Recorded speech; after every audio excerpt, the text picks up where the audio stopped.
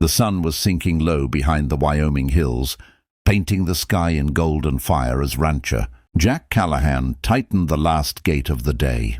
He had lived alone on this land for nearly 6 years, ever since the accident that took his wife Emily, or so he believed. The ranch had become his only companion. The creak of the barn door, the rhythm of boots on dust, the endless hum of wind across open fields. Grief had shaped him, quieted him, turned him into a man who spoke more to his horses than to other people. But that evening, as he bent to check the latch on the corral, he heard the sound of small footsteps crunching the dry grass behind him. Jack turned. 2 little girls stood at the fence line, same blonde curls, same grey eyes that sparkled even under the fading light. They couldn't have been more than 4 or 5 years old. Their dresses were simple, dusted with travel, their faces both curious and cautious. One of them clutched a small, worn-out stuffed rabbit. Jack straightened up, puzzled. "Evening, girls," he said slowly, his voice rough from years of solitude. "You lost or something?" The taller one shook her head. "No, sir," she said softly, glancing at her sister. "We're looking for our daddy." Jack felt something twist deep inside his chest. "Well, I'm sorry," he began, "but there ain't anyone here but me." The littlest one stepped forward, eyes wide and certain.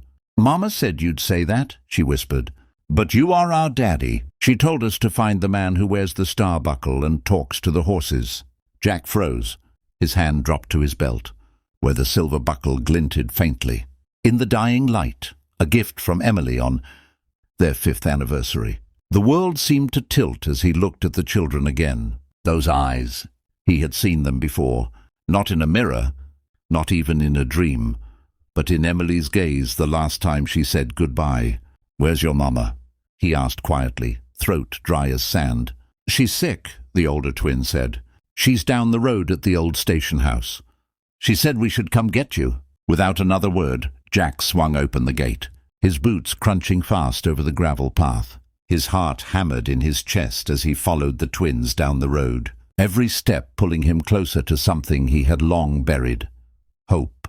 The old station house came into view, a forgotten cabin near the creek. The door creaked open, and there, lying on a cot by the window, was a woman. Her face was thinner, her hair shorter, but those eyes, he would have known them anywhere. "Emily?" he whispered, his voice breaking like dry wood. Her lips trembled.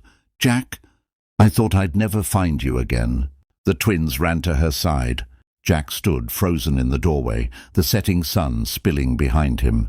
His world, once quiet and hollow, suddenly filled with the sound of small laughter and the beating of his own heart. The night air was cold, but Jack barely felt it as he sat beside Emily's cot, a lantern flickering between them. The twins had fallen asleep, curled together under a quilt, their tiny breaths soft and even.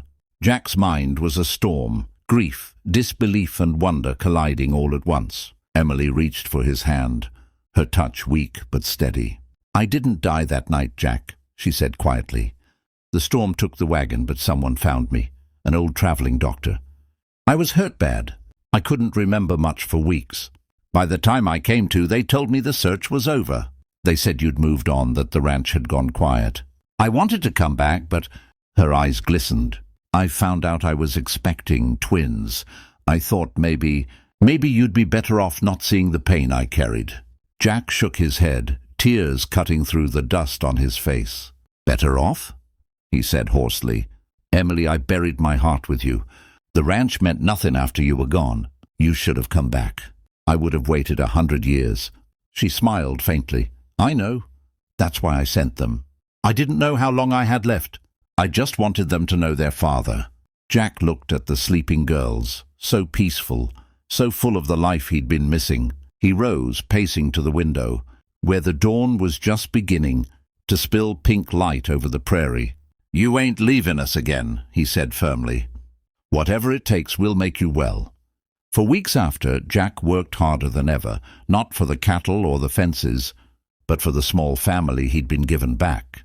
The ranch that once echoed with silence now filled with laughter and little feet.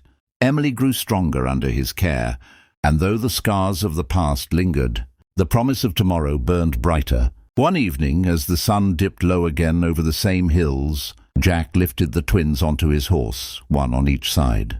Emily watched from the porch, her smile soft and full of peace. "You look like your daddy," she called out. "Strong and stubborn," Jack grinned. "And they've got their mama's heart," he said, riding off into the golden light. Some stories aren't about miracles. They're about love that refuses to die, even when the world says it's gone. Jack had thought his heart was buried under the dust of the past. But life, as he learned, has a way of bringing back what's meant to be, right when you stop expecting it. And as the sun set behind the Callahan ranch once more, the wind carried the sound of laughter, the kind that heals everything it touches.